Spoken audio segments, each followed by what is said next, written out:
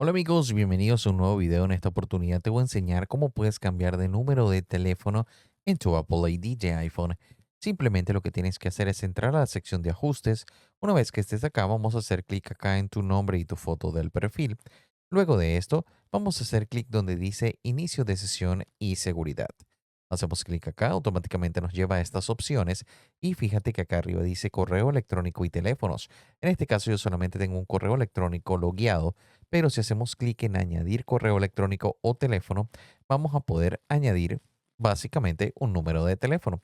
Si ya tenemos número de teléfono, eso va a aparecer acá y haciendo clic en el número de teléfono, vamos a poder cambiarlo, eliminar ese y colocar otro o editar ese o lo que queramos hacer. De esta manera, vas a poder cambiar tu número de teléfono de tu Apple ID en tu iPhone. Muchísimas gracias por ver este video. Recuerda suscribirte a nuestro canal y darle me gusta para ver muchísimo más contenido como este. Nos vemos en una próxima oportunidad. Chao, chao.